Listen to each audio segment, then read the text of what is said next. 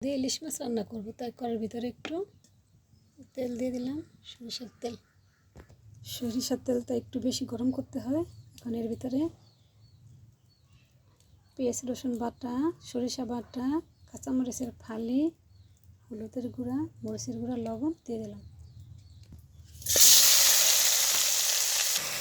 ভালোভাবে কষিয়ে এবার লাউগুলো দিয়ে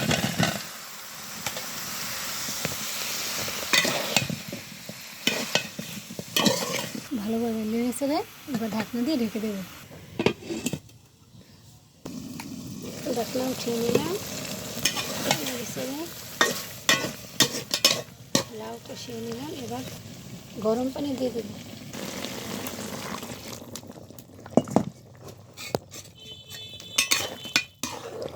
গরম পানিটা দিলে লাউটা ভালোভাবে সিদ্ধ হয়ে যাবে। এবার মাছগুলি দিয়ে দেব। মাছগুলি নেড়ে চেড়ে ঢাকনা দিয়ে ঢেকে দিলাম। দেখি এবার ঢাকনা উঠিয়ে মাছ হয়ে গেছে রান্না। এবার ধনিয়া পাতা দিয়ে দেব।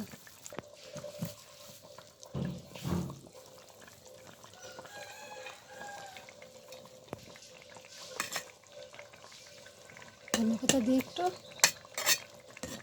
ঝোল দিয়ে ঢেকে দিলাম। এই হয়ে গেল আমার ইলিশ মাছ লাউ দিয়ে রান্নার রেসিপি। সবাই ভালো থাকুন, সুস্থ থাকুন। আল্লাহ হাফিজ।